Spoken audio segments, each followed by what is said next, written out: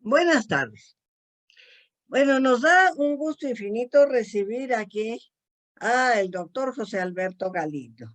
Él es egresado de la Escuela Superior de Medicina del Instituto Politécnico Nacional, miembro del Centro de Investigaciones Antropológicas, sección Antropología Médica. Actualmente investigador en el tema envejecimiento del cerebro geronte en México. Él nos trae una ponencia sobre pandemias, que decías que la ponencia se llama, ¿qué? ¿700 años o cuántos 700 años? años, 700 años de epidemias en México y en el 700, mundo. nada más 700 años de epidemias en México, a ver cómo la ven.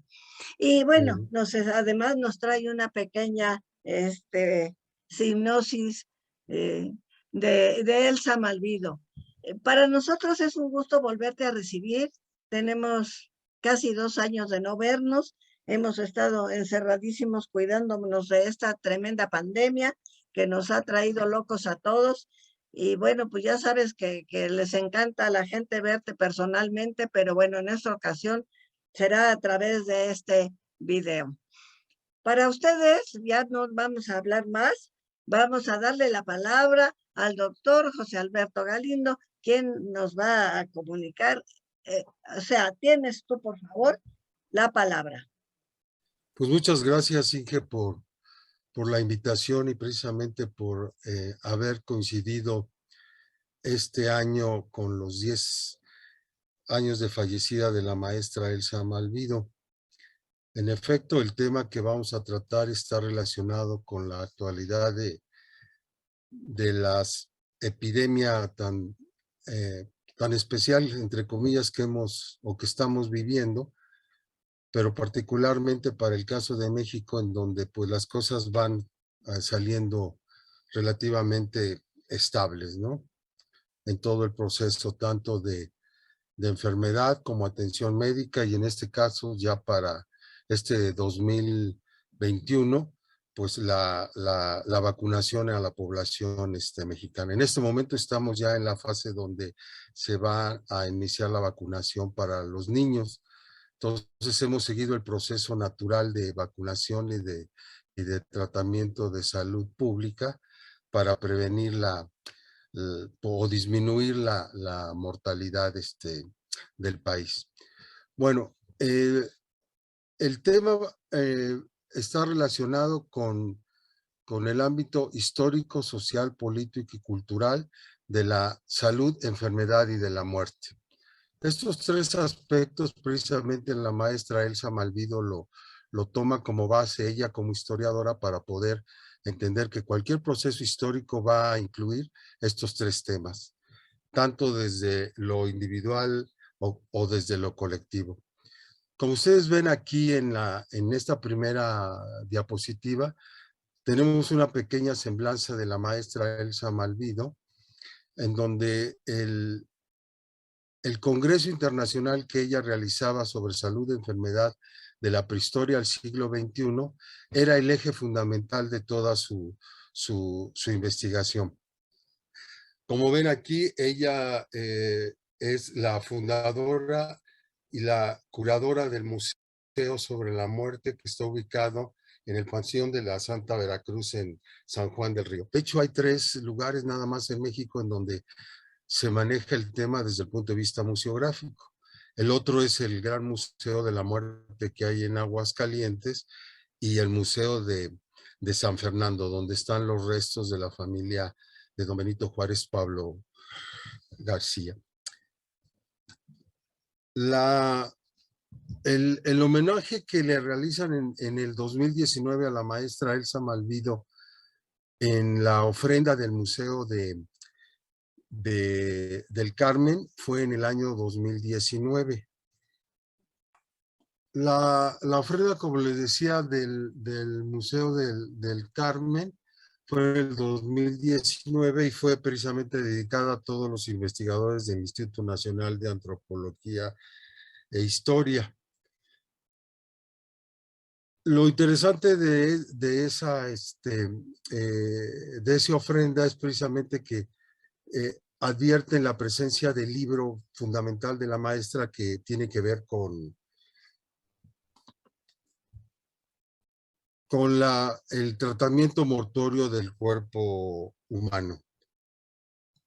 Bien, el tema que vamos a presentar hoy es el tema de 700 años de epidemia, que yo la ubico, de epidemias, y que yo ubico los puntos de pandemia desde 1321 al 2021. Es muy interesante este aspecto porque prácticamente cada 100 años, o en promedio cada 100 años, a partir de la muerte de Dante Alighieri, que fue en 1321, eh, yo lo ubico como un concepto histórico porque creo que a partir de 1321, la herencia histórica que tenemos para el tiempo actual es lo que nos permite ser los mexicanos que actualmente somos. Es decir, a partir del primer renacimiento, fundamentalmente con la obra de la Divina Comedia, en donde en particular hace el análisis de la espacialidad, digamos, y de la relación simbólica que tiene los tres espacios sagrados donde habitan los inmortales y los mortales, ¿no? Lo tomo porque en efecto él al morir nos marca ya el inicio de ese periodo. Esta presentación también quiero dedicarla en particular, como es a la maestra Elsa Malvido, a la curandera Vicenta Villalba del pueblo de Amatlán, a la arqueóloga Carmen Cook de Leonard, que es la cofundadora del Centro de Investigaciones Antropológicas de México, a la arqueóloga también Beatriz Barba Aguatzin, que desgraciadamente también ya falleció, al arqueólogo Francisco Rivas, que también en este periodo falleció, al médico y escritor, al doctor Francisco Chavira Olivos, que es uno de los investigadores sobre todo de la cultura náhuatl en la zona de Milpalta. Y a dos personajes que yo admiro mucho, que es el caso de la doctora y fotógrafa Ruth Duch Ries, que ha hecho pues muchos trabajos de investigación alrededor del concepto estético de la muerte. Y al historiador, al doctor Alfredo López Austin, que también desafortunadamente falleció. Bien, nuestra circunstancialidad de espacio-tiempo nos lleva a los orígenes del universo mismo y a los orígenes de nuestro planeta y a los orígenes de todos los seres vivos que estamos en el planeta. En esta temporalidad que la llamo yo así como la temporalidad de la conciencia, prácticamente le doy un sentido al tiempo y al espacio para que entendamos que estamos en un punto en el espacio donde la relación de dimensionalidad y de tamaño nos lleva a que vivimos prácticamente dos microcosmos. Uno, el microcosmo propio del planeta Tierra por ser una esfera dentro del universo muy pequeñita, y otro, el microcosmo de los organismos que en ella están presentes. Entonces vean ustedes cómo aquí en esta temporalidad, pues prácticamente todo resulta a partir del encuentro de dos moléculas o de dos estructuras materiales que generan todo el universo. Bien, como podemos ver, realmente la evolución en el universo lo que trajo como consecuencia fue la creación del cerebro humano. Y aquí, como leen ustedes, yo creo que esta es la parte fundamental para poder hacer toda la interpretación y la sensibilidad que tenemos respecto al universo. Y como lo dice, el universo podría haber evolucionado un cerebro para verse a sí mismo, y lo que puede ser un primer paso para volverse consciente de sí mismo. Para el caso de algunos mamíferos y en particular para el caso de los seres humanos, pues tenemos la conciencia de la muerte. Algunos otros mamíferos, como son por ejemplo los elefantes o las ballenas e incluso los delfines, algunas investigaciones apuntan en esa dirección de que ellos también tienen conciencia de la muerte. Esa finalidad del cerebro en este proceso evolutivo los lleva a que se tiene que estar adaptando continuamente a cambios. Y para que esos cambios sucedan, ese cerebro tiene que estar activo y tiene que recibir toda la información y codificarla. Desde el punto de vista de la antropología del cerebro humano y desde la perspectiva de la fisiología, podemos ver que el cerebro humano ha generado dos modelos de cultura, una cultura a favor de la vida y una cultura en contra de esta.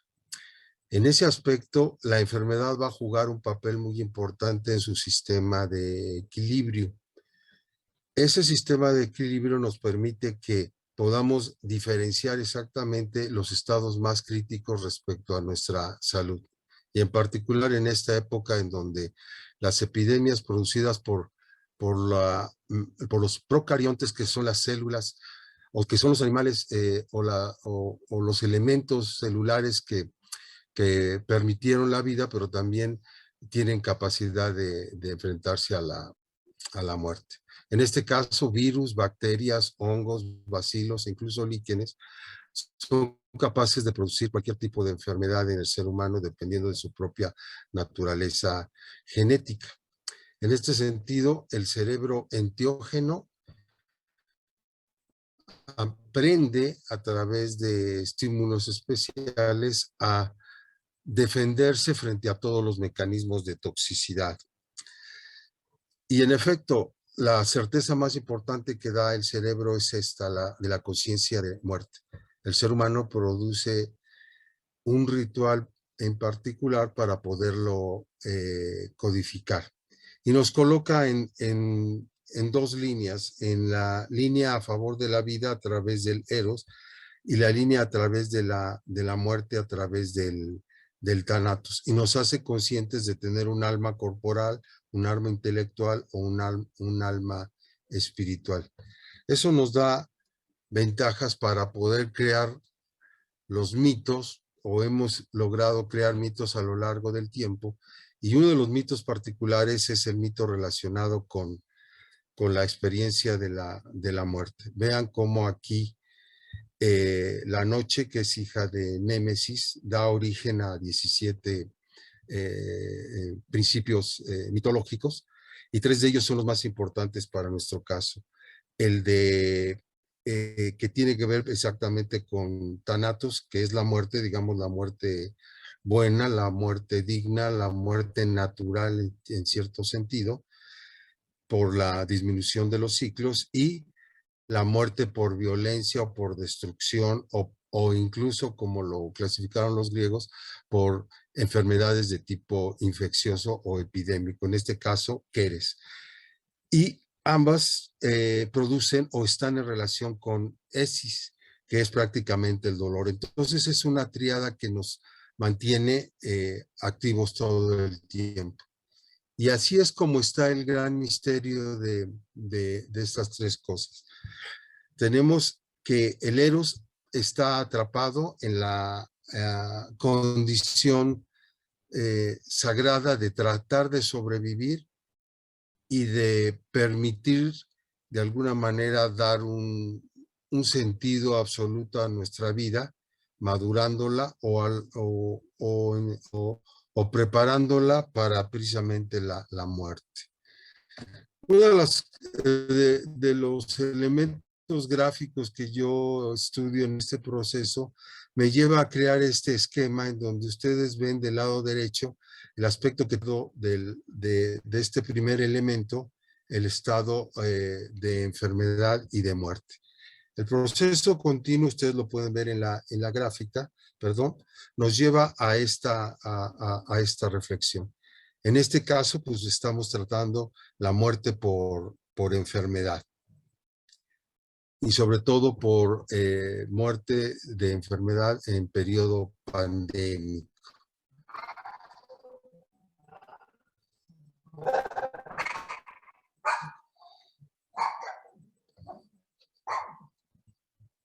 El misterio de lo sagrado, lo divino y la muerte nos extremos frente al universo. O estamos del lado de una creación o estamos del lado de una destrucción, de una angustia y de una muerte. Toda enfermedad va a producir de alguna manera un estado de angustia y de pregunta alrededor sobre la muerte. El cerebro humano necesita solamente 4 elementos para poder sobrevivir y codificar todo este tipo de información. Necesita agua y fundamentalmente el afecto.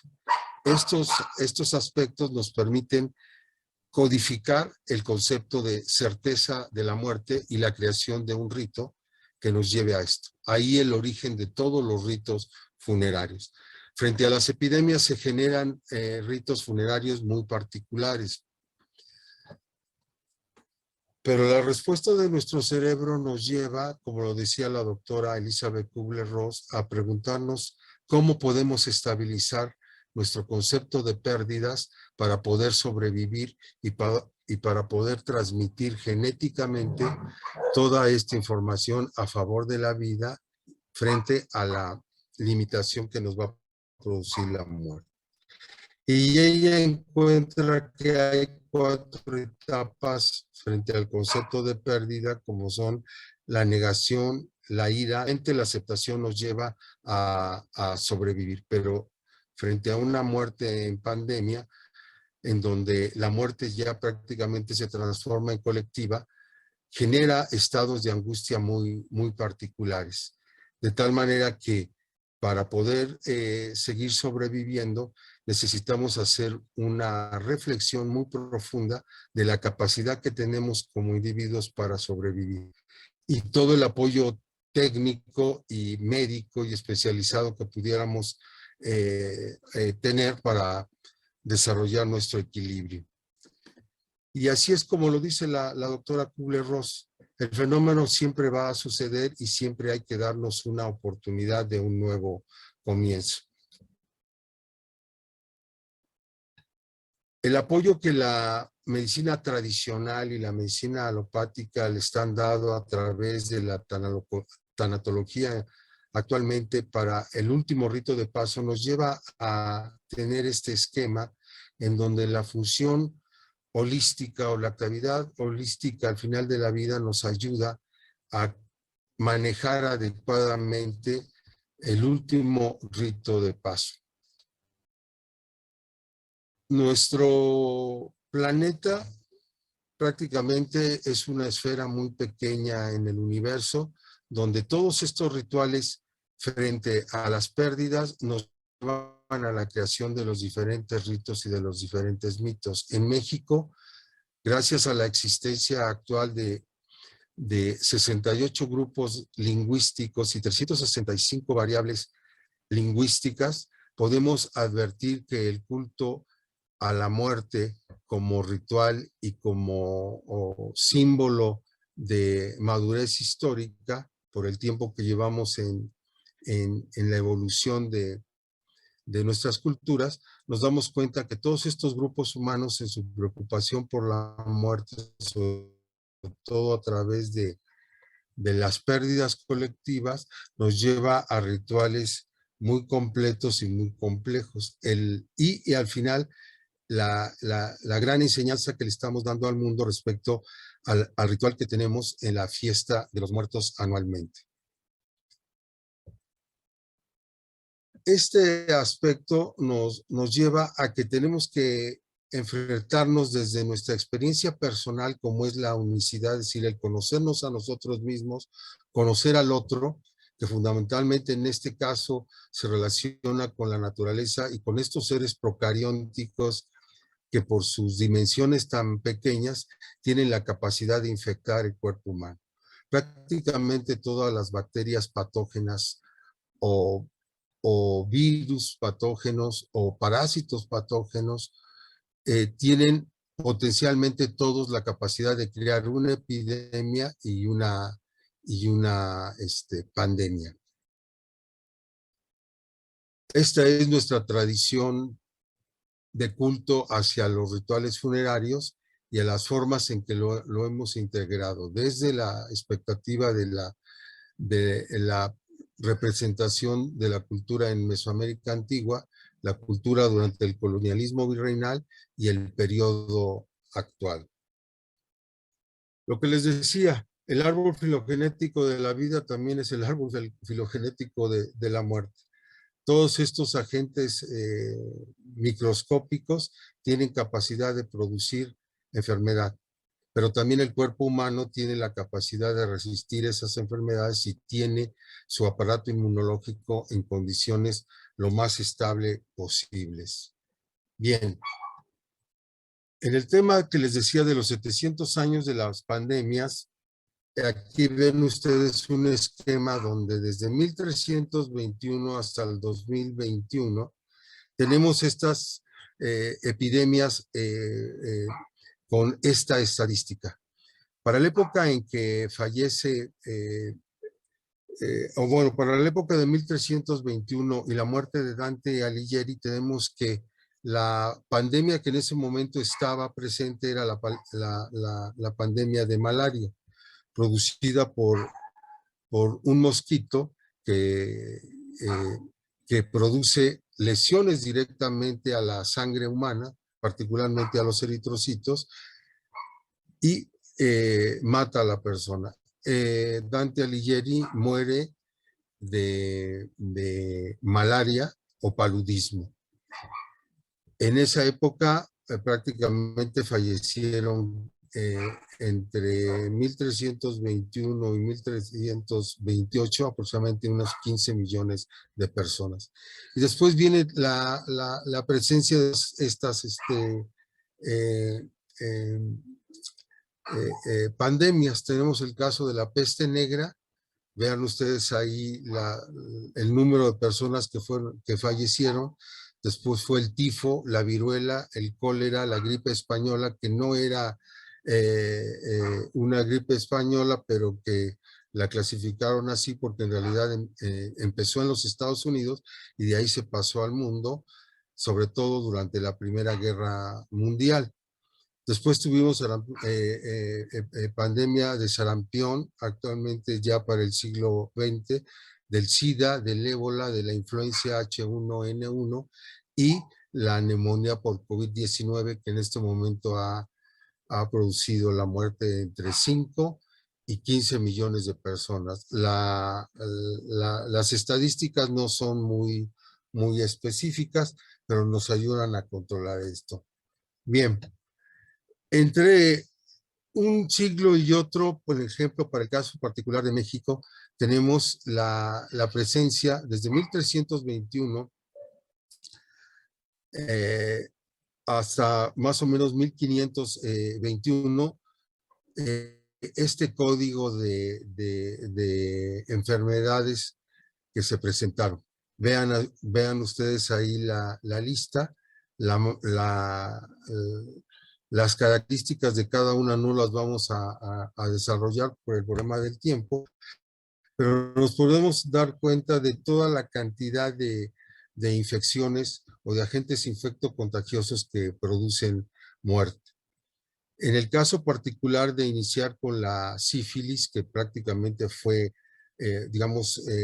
una de las epidemias que se iniciaron desde el momento del contacto, por eso tenemos aquí la fecha de 1492, cuando Cristóbal Colón llega al continente y empieza a interaccionar con la sociedad que se están encontrando.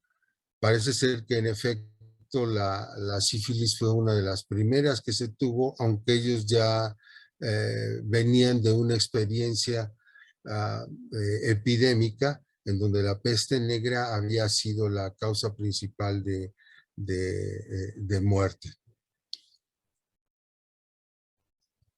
En esta secuencia que vemos ya ahora, no para pandemias, sino para las epidemias, tenemos la siguiente cronología. De 1521 a 1825.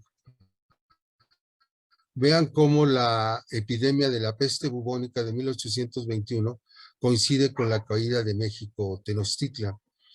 Esta experiencia nos permitió o por lo menos yo soy de la idea de que la conquista tuvo que ver más con un aspecto biológico que con un aspecto militar.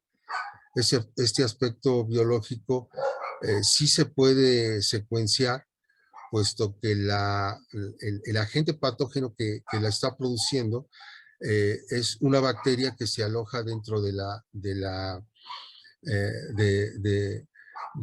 cuerpo de las pulgas de la rata ratus. La rata ratus no era originaria de aquí de América, sino que venía en los barcos.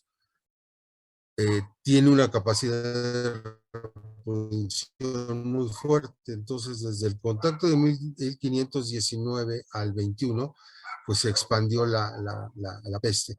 Más otras probablemente que se pudieron haber asociado también, no solo por la picadura del agente tóxico, sino que pudiera haber estado asociado también ya con alguna relación, por ejemplo, con procariontes de tipo gastrointestinal que se estaban adaptando aquí y que todos producían trastornos de deficiencia inmunológica.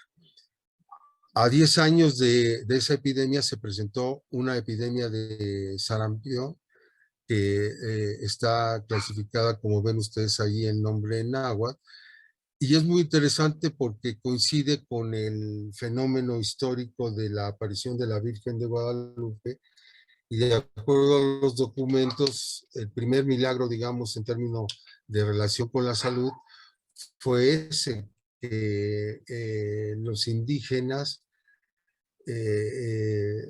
relacionan la aparición de la Virgen de Guadalupe con la aparición del sarampión y la forma en que empiezan a resistir la enfermedad. Permítanme. Después sigue toda esta evolución a los años al 40 y como si, hasta 1555, donde la gran epidemia de viruela viene a presentarse. Después tenemos el caso de 1736, donde prácticamente ya la mitad o un poco más de la mitad de los indígenas de Mesoamérica ya habían sido diezmados. De tal manera que entre este periodo de 1500 a 1700 o 1756, entre el 36 y el 56, ya hay una población de personas traídas de África que también vienen con problemas de salud muy graves y están expandiendo diferentes tipos de agentes patógenos que están produciendo estas enfermedades. Entonces, el caso particular de lo que se llama el Matlatzahua de 1736 es el punto máximo, digamos, en donde después del tifus de 1695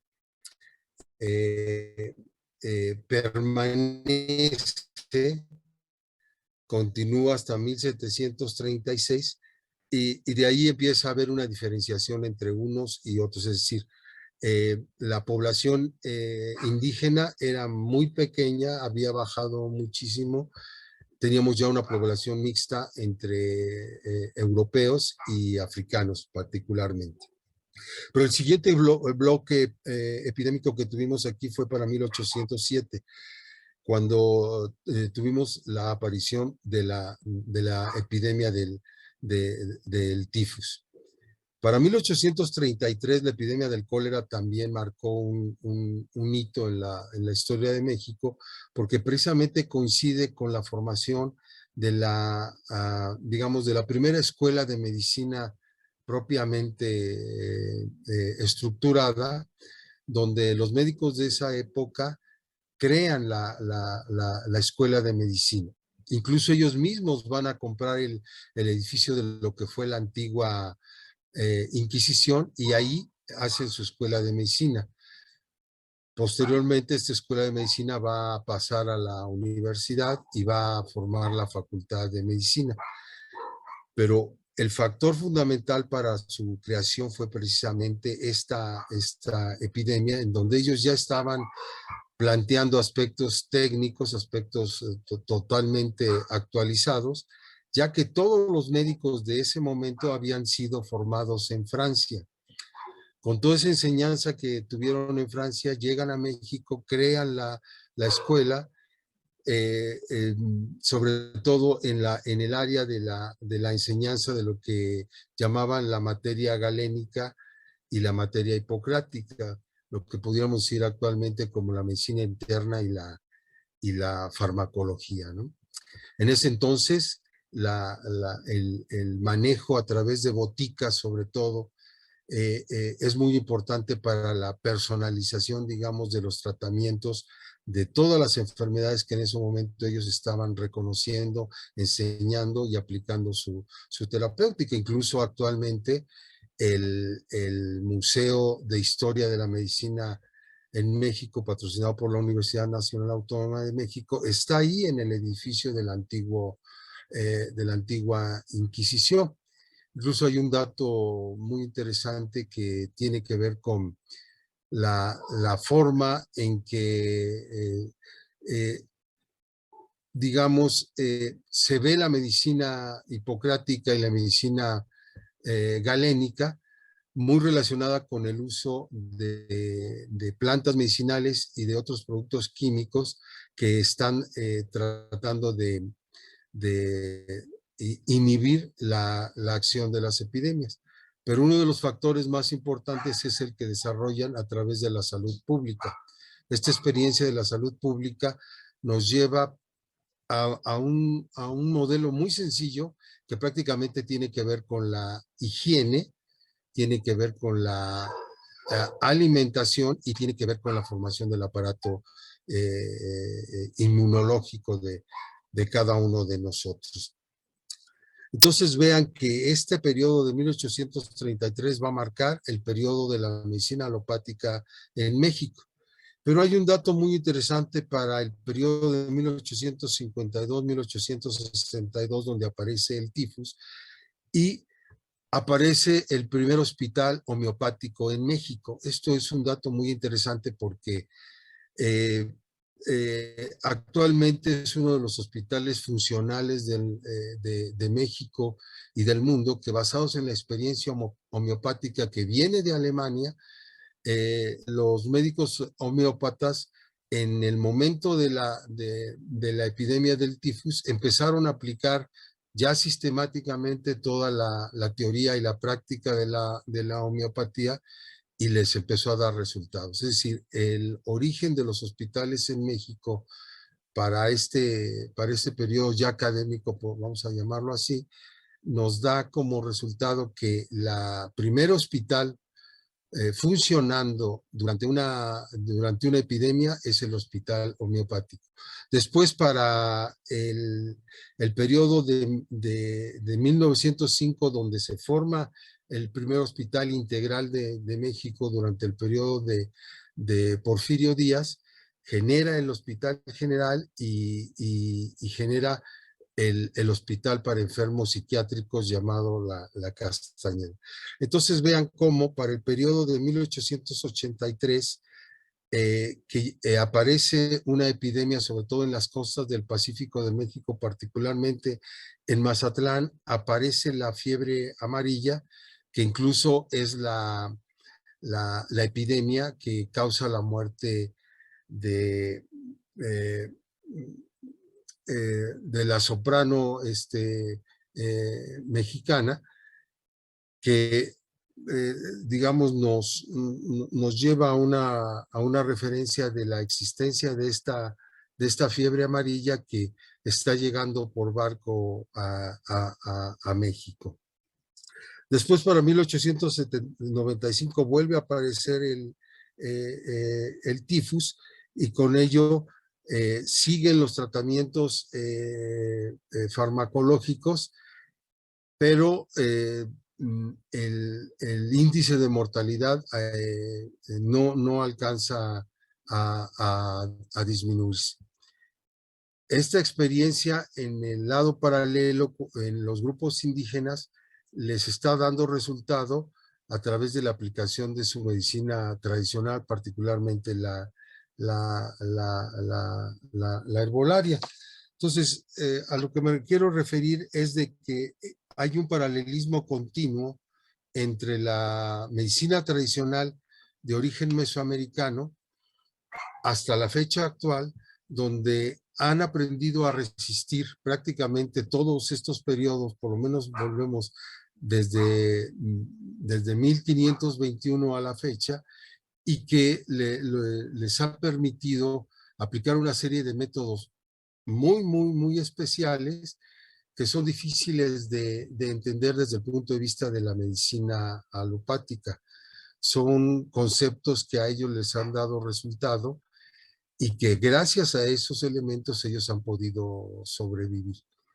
El caso particular, por ejemplo, de lo que yo llamo el artefacto higiénico más importante para ellos y para Mesoamérica antigua fue el uso del temazcal, uno de los elementos terapéuticos que nos ha permitido entender por qué alcanzaron a sobrevivir y cómo pudieron clasificar a las plantas por su propio mecanismo de acción y por supuesto por sus propias condiciones de dosificación de productos químicos de esas plantas. Bien, ahora seguimos al siguiente periodo que ya es el siglo XX, en donde pues, iniciamos el siglo XX con un rebrote de la peste bubónica, que es una de las pestes que prácticamente, como veían ustedes en las primeras transparencias, pues la estadística de mortalidad era muy alta, pero se siguió, o sea, todavía para 1902 seguíamos teniendo peste bubónica. En 1905, cuando se tienen los primeros brotes de tétanos en México, sobre todo tétanos postnatales, es decir, todos estos niños que estaban naciendo y que estaban presentando el tétanos, nos da la referencia de digamos, el sensible en términos de pérdida de mortalidad infantil. Esta experiencia ya en la bioestadística es muy delicada porque, en efecto, prácticamente desde 1521 hasta este periodo de 1905, donde pues, estamos a punto de entrar a la Revolución Mexicana, las condiciones de insalubridad seguían siendo las mismas, la mortalidad infantil seguía siendo igual, la mortalidad materna seguía siendo similar, a pesar de que estábamos digamos, en una búsqueda de equilibrio. Pero en 1905 marca la fundación del Hospital General de México. Y este Hospital General de México prácticamente es creada por el consejo, digamos, que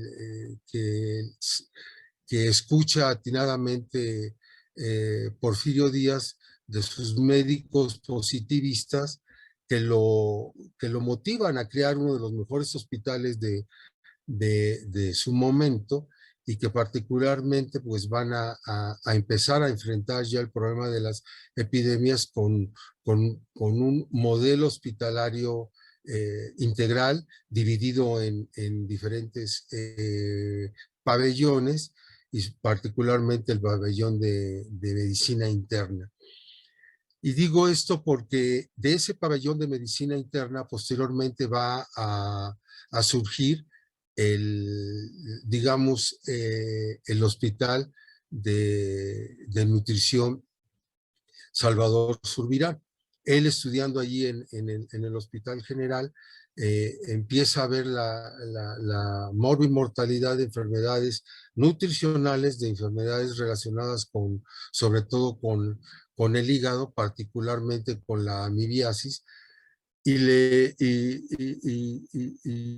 busca la manera de que se investiga adecuadamente, en este caso tan particular, las enfermedades hepáticas. Entonces, el Hospital General va a ser como el semillero de lo que posteriormente van a ser los grandes institutos de investigación clínicas de México.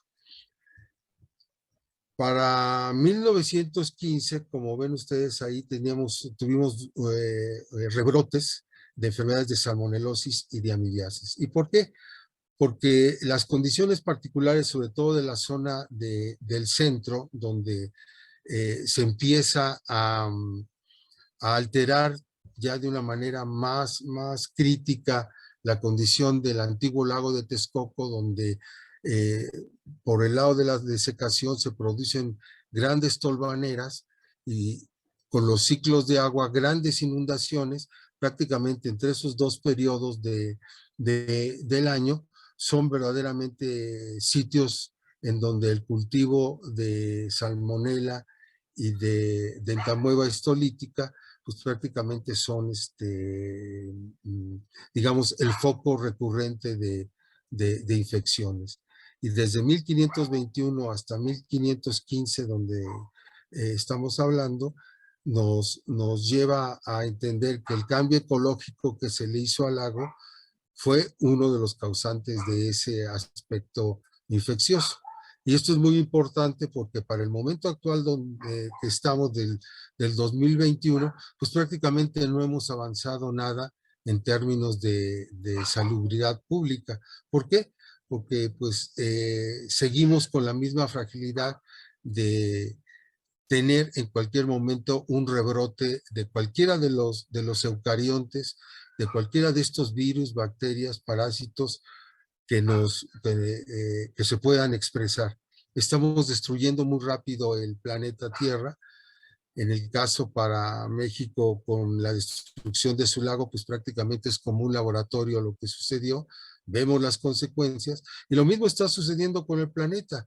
Ahora el planeta Tierra está ya contaminado, muy contaminado, incluso ya en términos de antropología se está hablando de que entramos ya al antropoceno, es decir, a la capacidad que tenemos los seres humanos de destruir nuestro propio ambiente, es un concepto geológico, pero esa parte de la corteza terrestre que estamos desintegrando y la parte de los mares que estamos contaminando prácticamente tiene que ver con las causas totalmente del supuesto desarrollo humano, en el cual pues sí estamos muy desarrollados, incluso ya llegamos a la época cibernética, pero las condiciones de deterioro del planeta van muy rápido.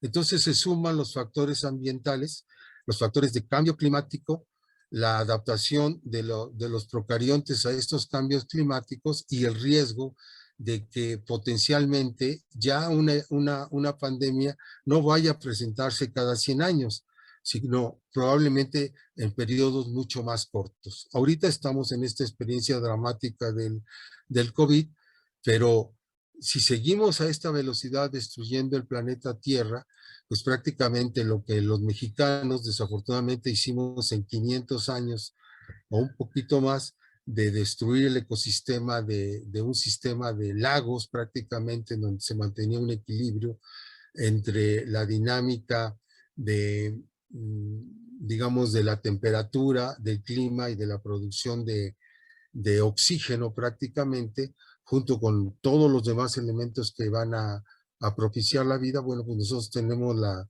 triste realidad de que somos uno de los países ecocidas más destructores, por lo menos en nuestro propio modelo, en donde en efecto creamos una ciudad muy grande, con muchos problemas, pero sigue teniendo el gran problema de insalubridad, en donde tenemos basureros a cielo abierto.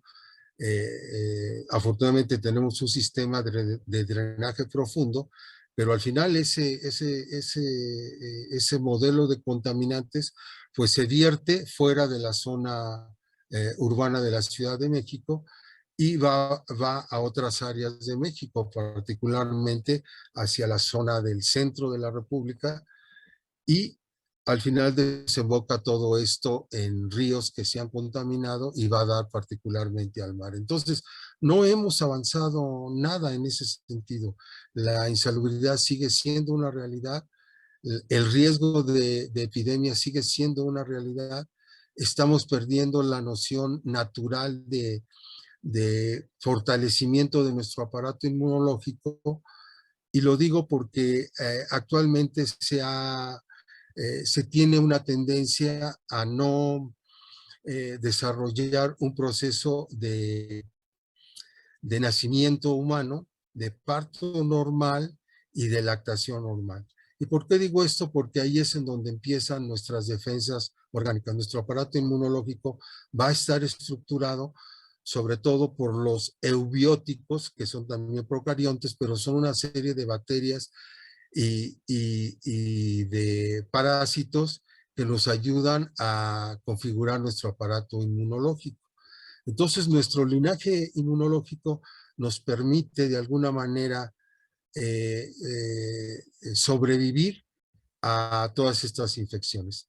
Pero desde el momento en que cortamos el proceso natural de nacimiento y se abusa, por ejemplo, de las cesáreas, ya los eubióticos que tendrían que interaccionar con el bebé a la hora de que están haciendo, sobre todo los eubióticos del canal del parto, no logran madurar el aparato inmunológico, sobre todo de protección, primero al mundo exterior, es decir, la piel es la que nos genera esa primera protección y después viene toda la protección interna que va a presentarse sobre todo en el aparato digestivo y que va a crear una microbiota que nos va a ayudar a absorber adecuadamente los alimentos, a crear sustancias especiales para madurar el aparato inmunológico y finalmente a darnos la oportunidad de sobrevivir frente a las enfermedades.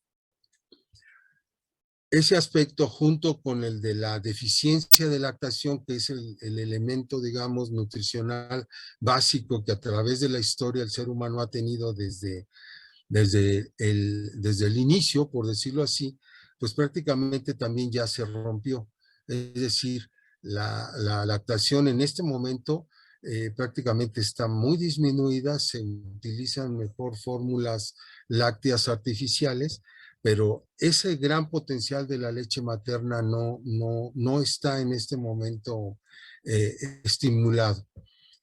Entonces, al final, ¿qué quiere decir? Que el aparato inmunológico de una persona que no recibe, primero que no nace por parto natural y luego que no recibe leche por un periodo apropiado, pues lo va a hacer muy frágil frente al medio ambiente.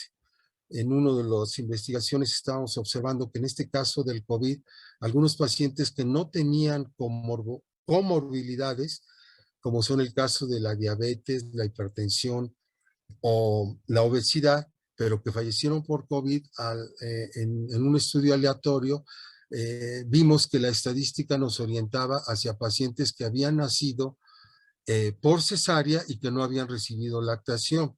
Hasta ahorita es una hipótesis muy interesante porque precisamente en el ámbito de la antropología médica y particularmente en el caso del estudio con las parteras tradicionales, donde ellas sí siguen todo el proceso natural e incluso el aspecto sobre todo de interrelación afectivo con la madre y con el producto, pues nos los están diciendo, ellos están diciendo, es que a nivel urbano ustedes ya perdieron la relación de nacimiento, la relación sagrada del nacimiento, en relación a preparar a ese individuo para que pueda estar capacitado en su sobrevivencia.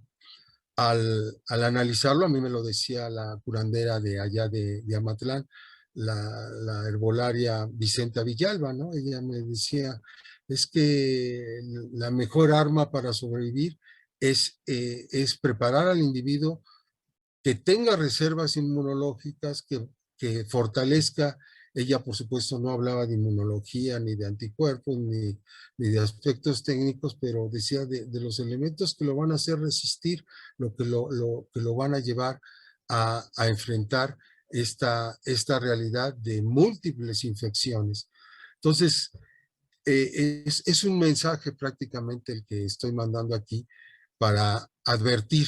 Y la verdad es difícil asimilar esto, pero yo repito, si no tenemos un proceso de medicina preventiva, de higiene adecuada, de una salubridad equilibrada y sobre todo de un aspecto nutricional que va a comenzar con la lactación, el riesgo para las generaciones nuevas va a ser muy, los va a enfrentar a mucha fragilidad. Y esa fragilidad va a producir una mortalidad muy alta. Entonces, si este dato de investigación nos lleva a que tenemos en este momento que pensar en recuperar el concepto cultural del nacimiento natural del ser humano. Los indígenas actualmente en nuestro país pues no tienen problemas para hacerlo, en muchas comunidades rurales lo están haciendo, ellos relativamente están en ese sentido tranquilos, están enfrentando el COVID bajo las dos perspectivas terapéuticas, la propia de ellos con sus alternativas terapéuticas y sus recursos terapéuticos propios, pero también con el apoyo de los recursos de la otra medicina, es decir, de la medicina alopática.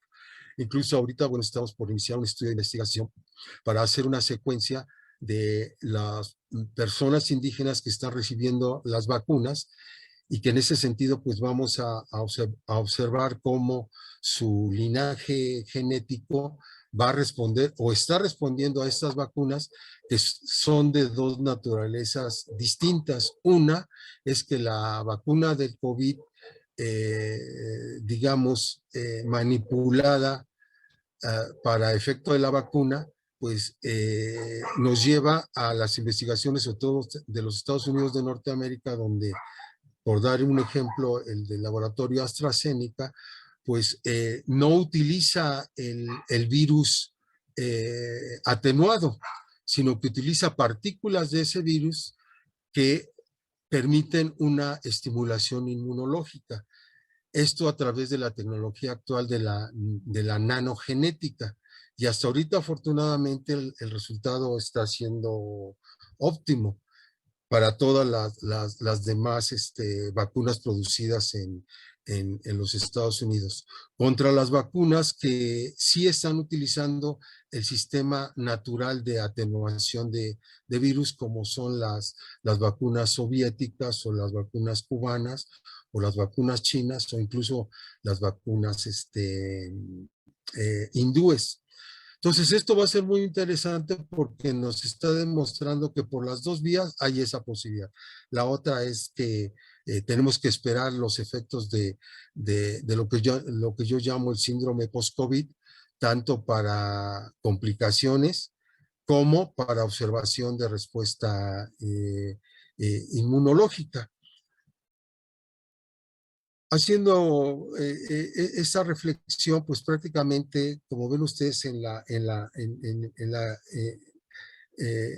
el periodo de 1945, donde aparece ya el uso del primer antibiótico efectivo para tratamiento de enfermedades infectocontagiosas, como fue el caso de la penicilina, junto con las vacunas, empezó a permitir un mayor grado de sobrevivencia de los seres humanos.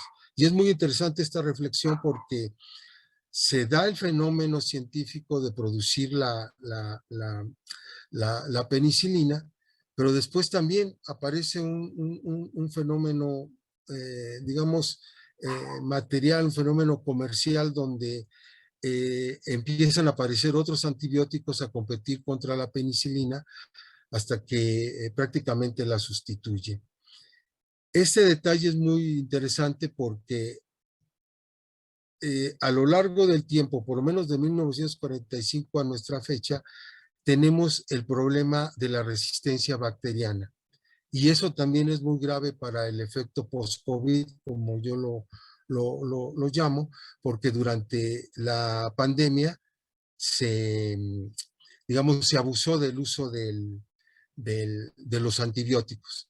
Entonces, probablemente se haya creado más resistencia de la que ya teníamos y puede suceder que alguno de estos elementos patógenos pues prácticamente nos aparezcan con mucha resistencia, sobre todo las bacterias. Ya por ahí, tanto bacterias como bacilos, ya por ahí hay datos muy sugestivos, sobre todo para el bacilo de la tuberculosis, que se estaba controlando y de repente ya hay rebrotes de tuberculosis y de algunas otras enfermedades, incluso a nivel viral, como es el caso del sarampión, lo mismo. Pero eso no descarta que otras puedan tenerlo. Entonces, tuvimos la oportunidad de la penicilina, pero finalmente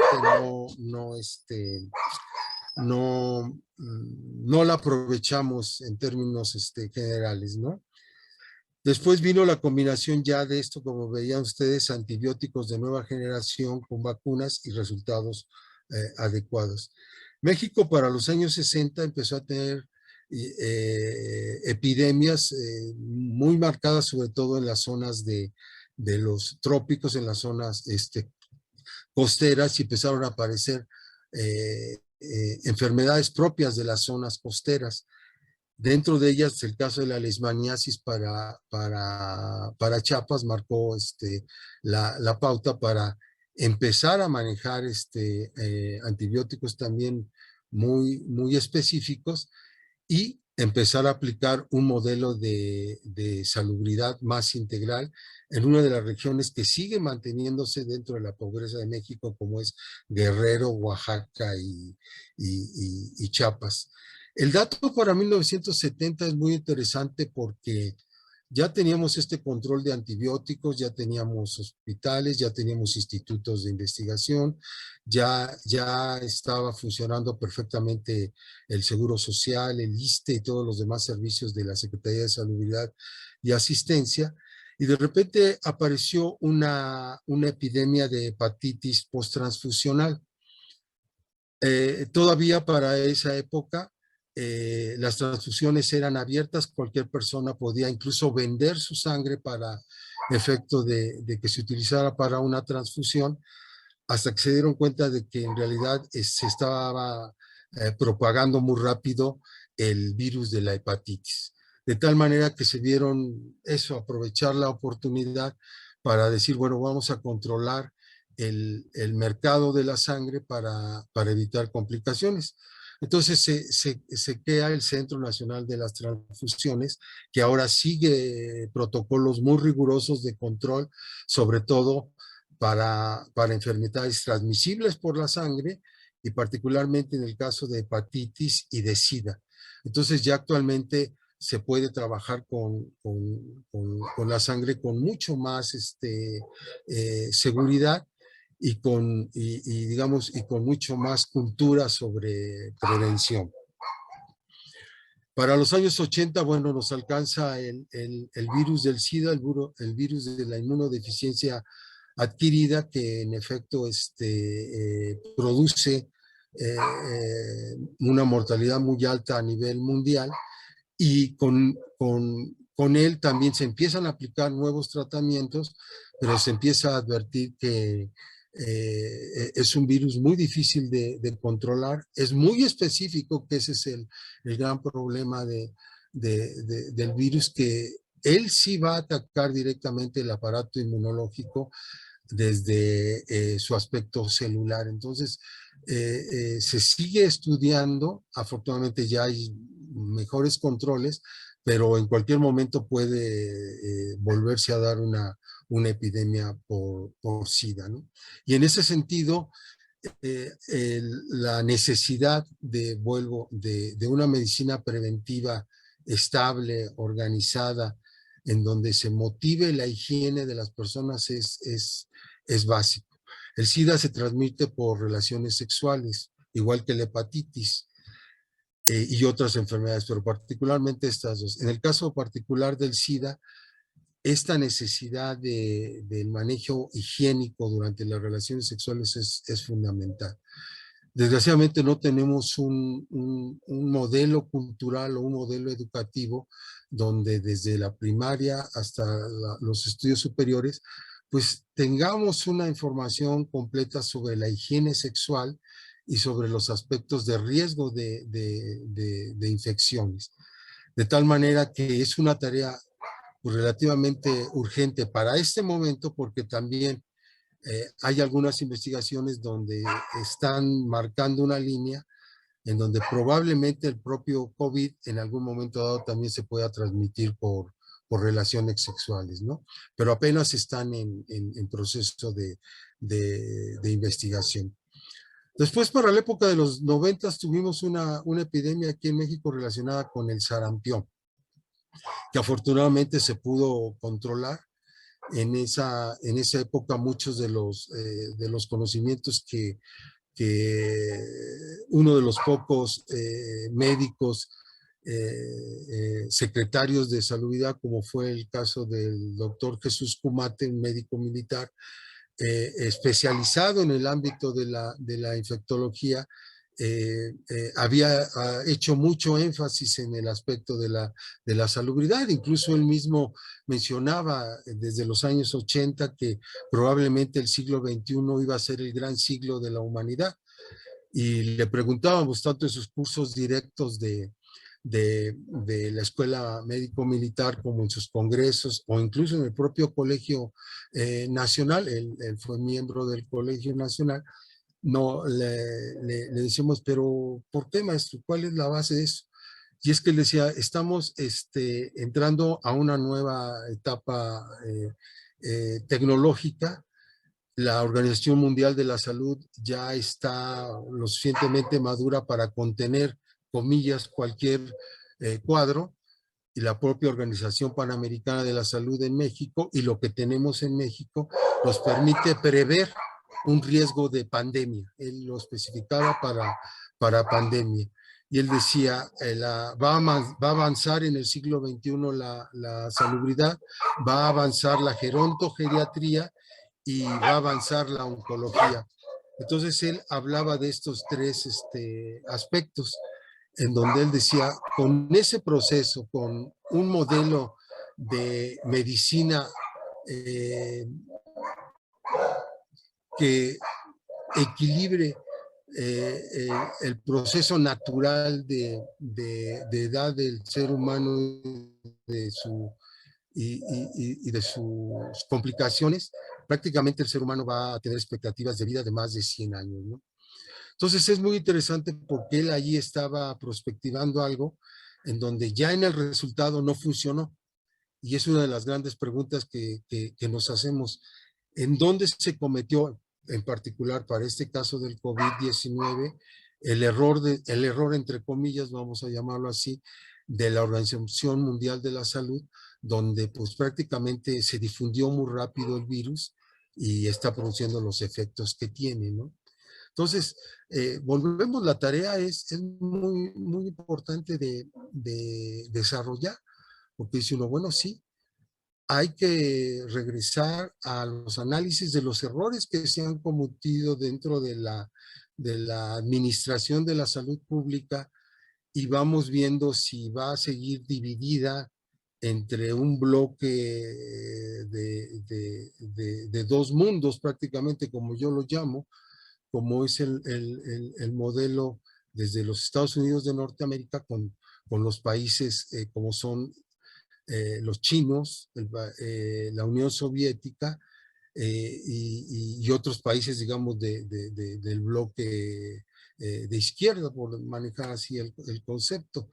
Cuando en este momento deberíamos de estar unidos todos. Ya ahorita con las vacunas tenemos problemas muy serios en donde no se reconoce ese equilibrio y esa labor de la Organización Mundial de la Salud para decir, bueno, yo soy el órgano rector de la estructura global del planeta respecto a las enfermedades y en particular respecto a las enfermedades infectocontagiosas, y resulta que no puedo sentar a la mesa a las dos partes y decirles, señores, estamos hablando de la humanidad, estamos hablando del riesgo que tenemos en este momento por cambio climático, estamos destruyendo el planeta muy, muy rápido, y a lo mejor no nos da tiempo de recuperar los ecosistemas que se están alterando.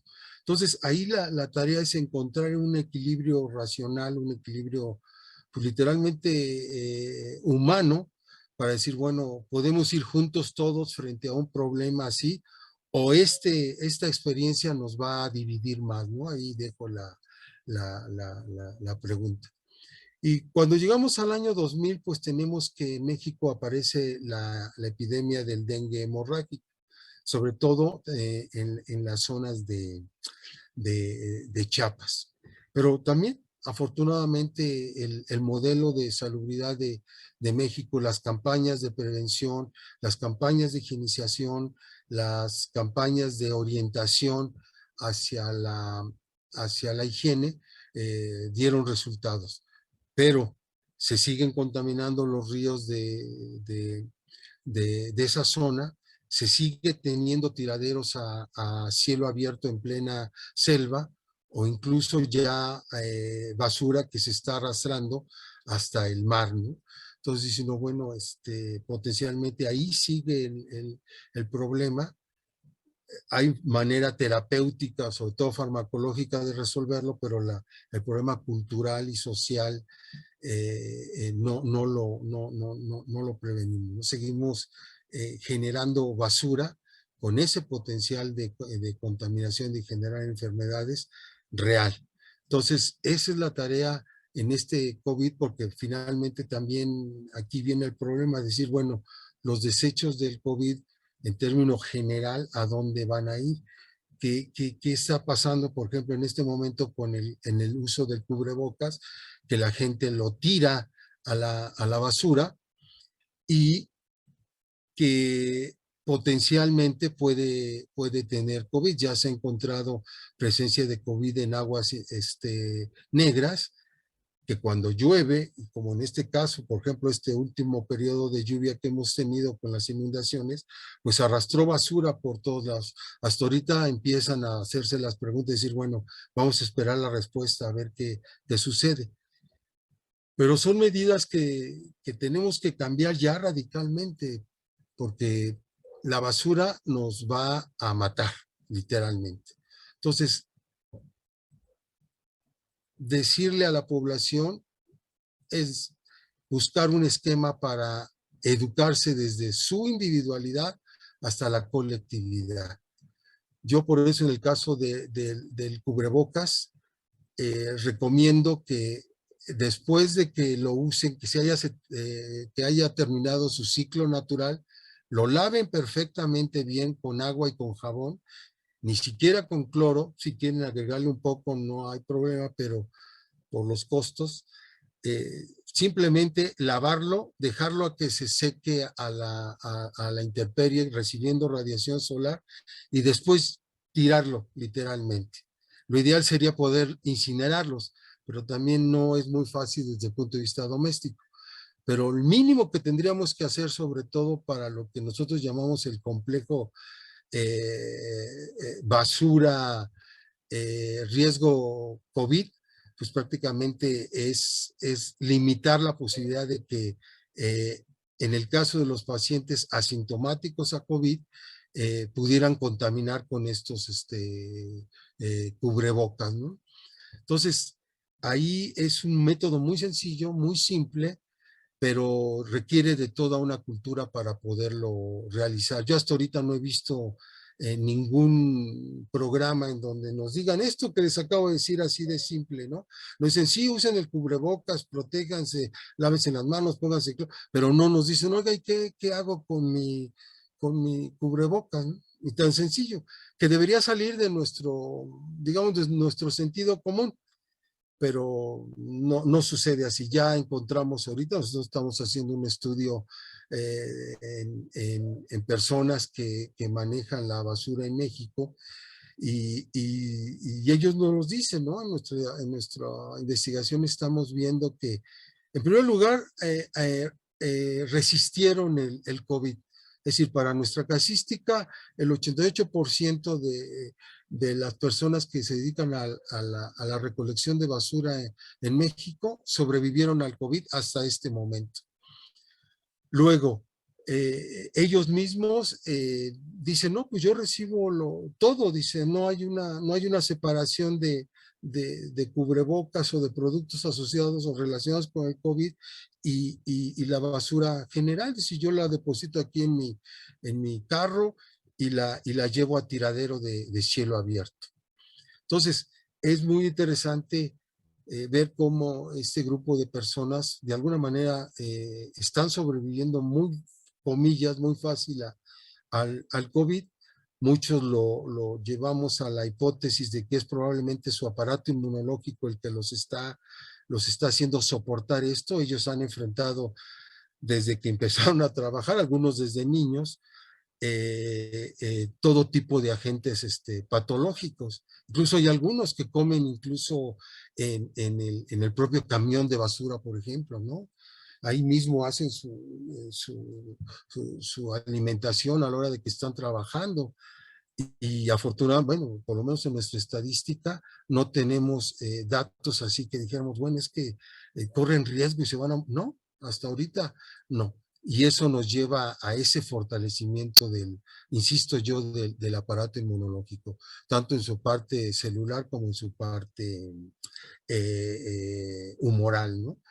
Entonces, digamos, es el punto. Ahora, seguimos para los periodos hasta estas nuevas epidemias que tenemos que no dependen de enfermedades infectocontagiosas que están relacionadas con la obesidad, la diabetes y la hipertensión arterial.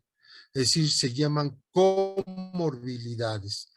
Y desafortunadamente en el caso particular del COVID, pues tuvimos la desventaja con obesidad, incluso niños con obesidad, que ahorita viene todo el esquema, por lo menos de proteger a los niños con algún grado de comorbilidad y ver el resultado a través de vacunación. Pero en general la población que falleció, prácticamente para la estadística del INEGI del 2020, pues planteó eso, que la primera causa de mortalidad en el 2020 fue por COVID, la segunda causa fue por problemas cardiovasculares. Y con esa presión tan fuerte que tienen las comorbilidades. La única manera de manejar estas comorbilidades es regresar a la medicina preventiva, llegar a una nutrición adecuada y a un manejo higiénico adecuado. No hay cura para la diabetes, o sea, se puede controlar la diabetes, pero no tenemos hasta ahorita un esquema farmacológico específico para curar las diferentes variedades de diabetes que presentamos en México. El caso de la obesidad, particularmente para México, por lo menos desde digamos, un punto de vista de antropología médica, donde hemos hecho secuencia de personas que tienen deficiencia de alimentación, y digo en el sentido de que asociamos la idea de obesidad con el uso de aceites y de grasas poliinsaturadas contra personas que no utilizan esto, sobre todo en el caso de los indígenas. Entonces nos dimos cuenta que en efecto una buena parte del problema de la obesidad en México tiene que ver con eso, con los hábitos de alimentación. Y resulta que su mayor cantidad de alimentación está relacionada con los alimentos ricos en grasas poliinsaturadas. Y tanto grasa como carbohidratos, ¿no? Como ejemplo. El otro es el manejo de la hipertensión arterial, que también requiere simplemente de llevar primero una buena curva de hipertensión, una buena curva de tensión arterial, y luego saber si uno es frágil a esa hipertensión y asistir a los servicios médicos que orienten sobre el tipo de hipertensión que tiene el paciente, ¿no? Bueno, en esta última parte aquí donde estas reflexiones alrededor de el esquema que yo planteo de que los últimos 700 años en la historia, particularmente para el caso de México, son fundamentales para entender nuestra cultura actual.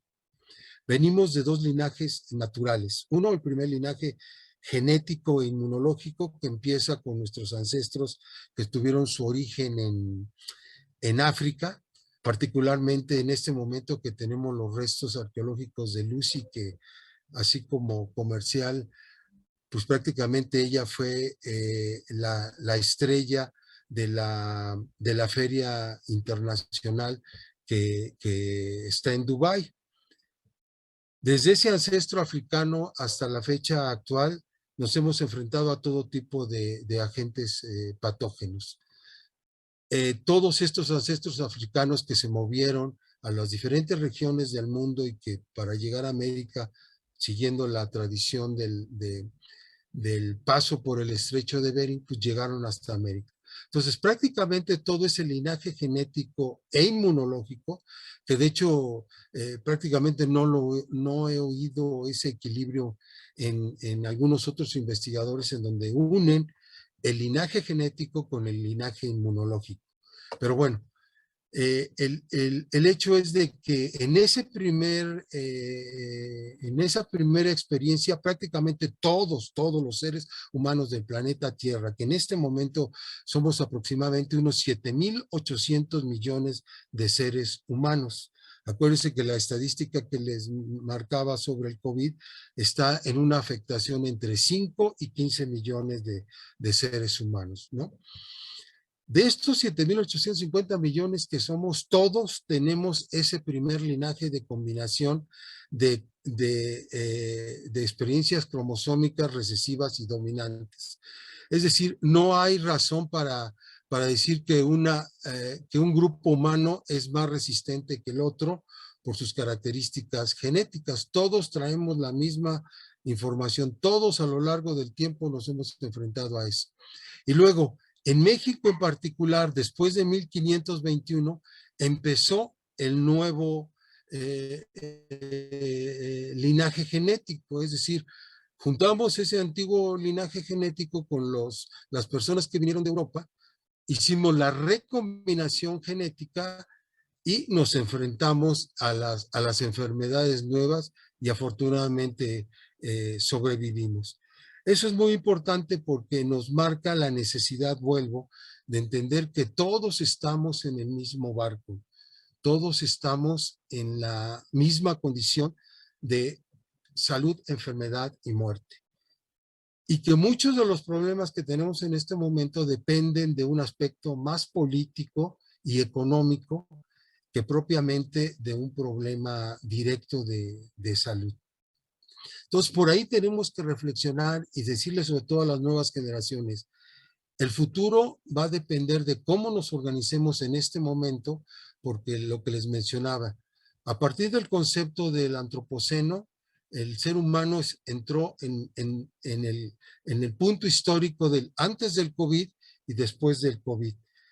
Y ahí es en donde las generaciones a futuro van a advertir si es que hacemos algo por detener esto para mejorar las condiciones ecológicas del planeta. Repito, si lo logramos, prácticamente tenemos una posibilidad muy fuerte. Si no, pues a mí no me gusta el concepto que ya manejan algunos antropólogos sobre la posibilidad de extinción masiva de especies, incluyendo la propia del ser humano. Entonces dicen, no, bueno, entonces si ya tenemos estos datos, ¿qué está pasando que no los podemos controlar, ¿no?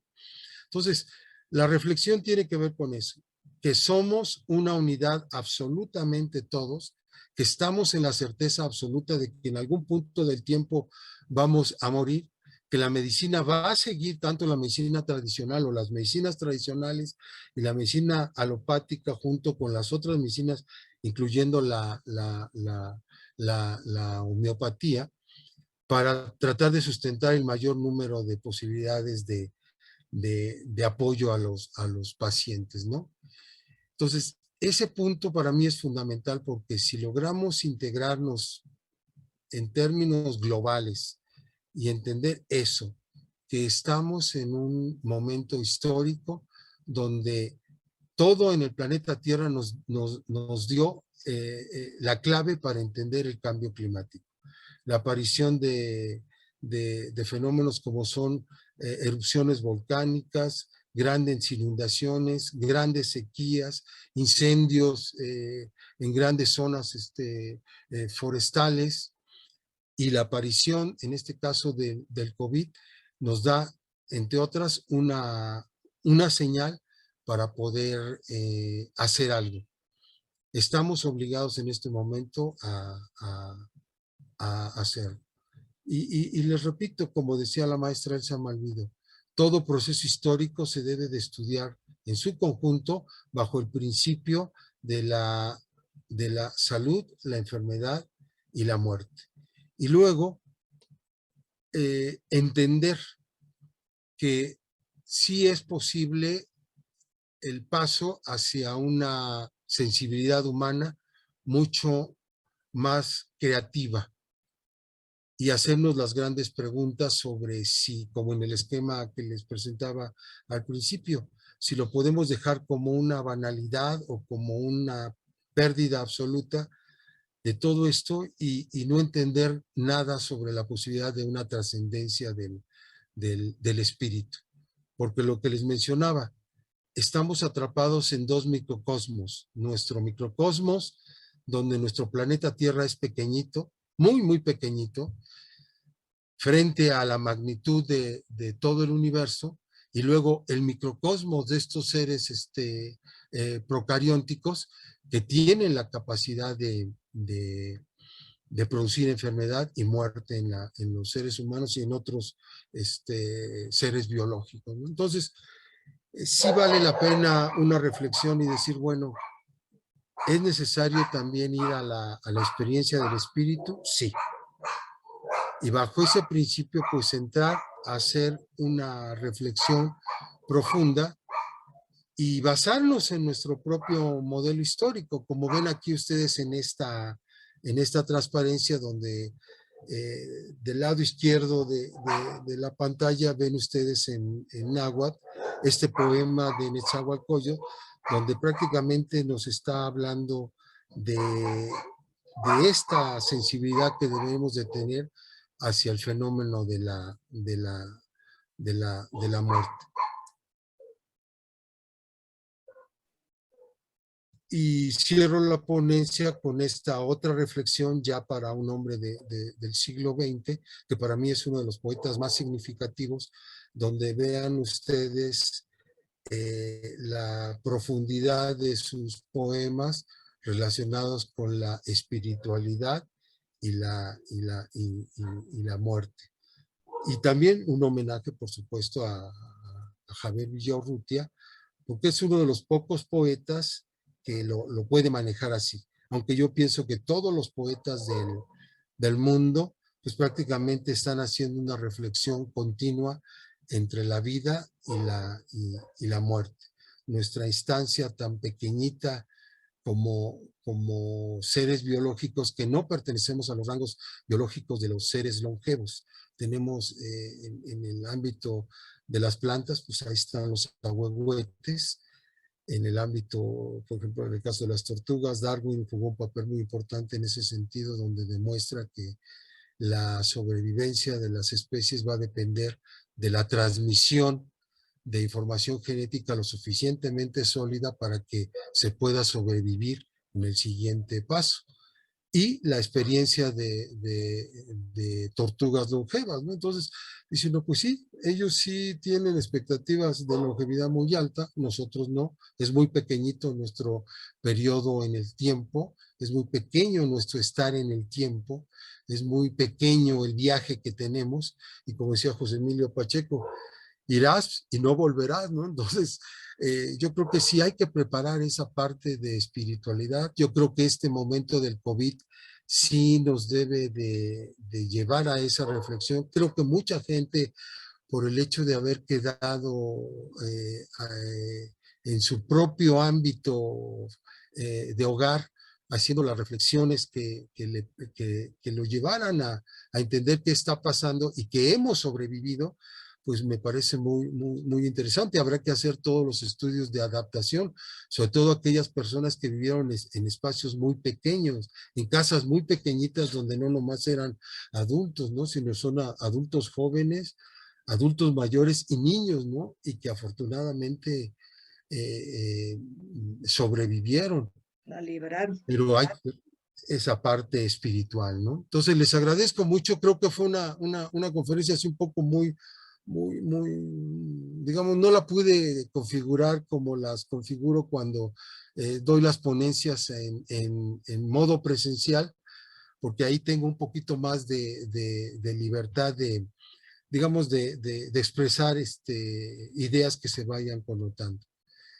Pues agradezco sobre todo para este momento que digamos es la última conferencia del taller de estudios sobre la muerte de este año, el homenaje pues directo a la memoria de la maestra Elsa Malvido Miranda, pues por sus 10 años de fallecimiento, pero también esos 10 años de no olvido, esos 10 años de permanencia donde pues la seguimos teniendo y la seguiremos teniendo en nuestro corazón realmente, ¿no? Entonces, eso para mí es muy importante porque parecía que no podíamos continuar con el taller de estudio sobre la muerte cuando ella falleció. Desgraciadamente no pudimos enlazar el taller de estudio sobre la muerte con los congresos de salud, enfermedad y muerte que ella organizaba desde el Instituto Nacional de Antropología e Historia, sobre todo por la logística, ¿no?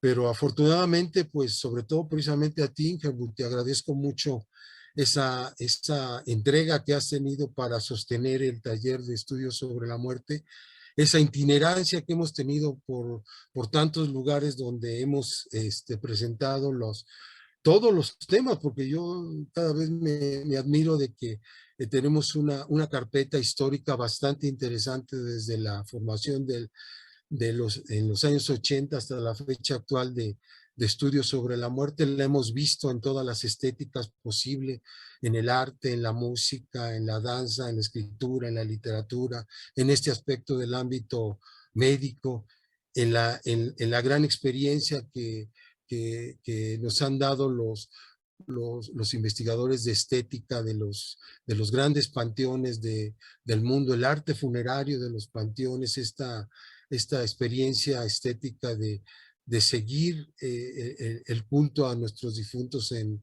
los panteones y toda la obra de arte relacionada con el mundo funerario, ¿no? Incluso yo espero que por lo menos creo que el Estado pues haga un gran monumento no solo a las víctimas del COVID durante este periodo del 2019 hasta donde vamos ahorita en el 2021, porque yo creo que sí se merecería un buen monumento con toda la iconografía que implica el, el, el, el, el saber sobre la muerte, ¿no?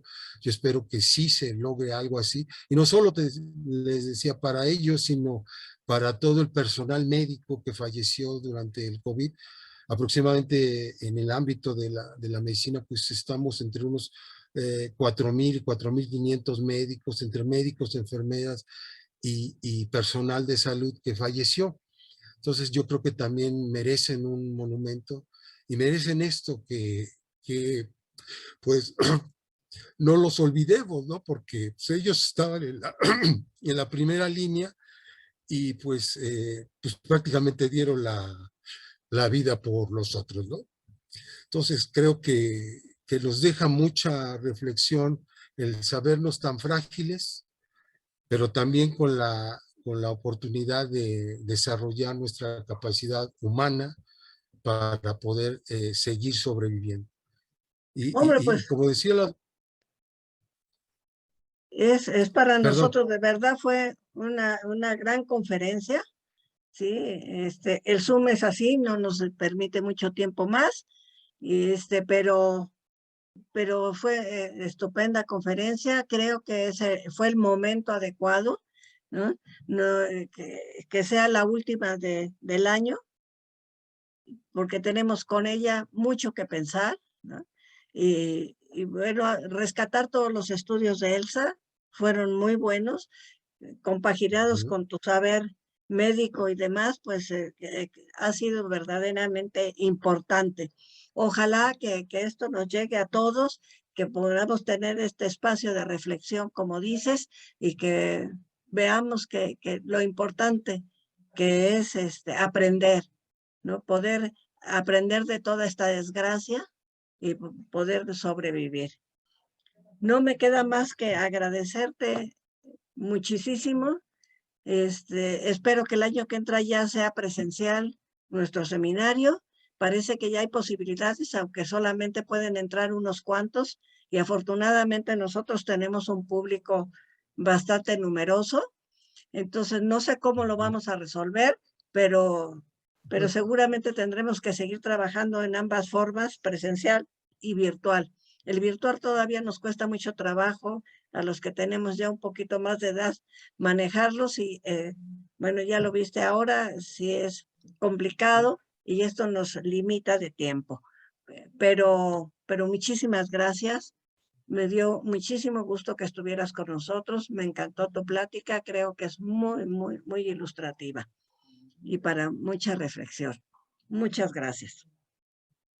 No me Gracias, queda gracias. más que despedirnos, agradecer a la maestra Alejandra Utrilla, directora del Museo Nacional de la Revolución, a todas las personas que nos ayudan para que estas conferencias se puedan reproducir y las puedan escuchar. A todos nuestros oyentes, muchísimas gracias. Por favor, pueden hacer sus preguntas en el chat y el doctor se las contestará. No importa que no sea en el momento, aunque esto se pasa en vivo, lo ponen en el chat y él está viéndolo y los puede contestar también en el chat. No es hablado, pero sí escrito. Hagan sus preguntas, que él seguramente tendrá mucho que contestarles. No me queda más que decirles muy buenas tardes, muy buen día y nos vemos el próximo año en el martes, en el tercer martes de enero. Que tengan ustedes unas fiestas navideñas sensacionales, que todos por favor síganse cuidando, es importantísimo, no ha bajado. La epidemia continúa, ya nos explicó el doctor por qué. Entonces, por favor, cuídense todos y feliz Navidad, felices vacaciones y nos vemos en el 2022. Hasta pronto.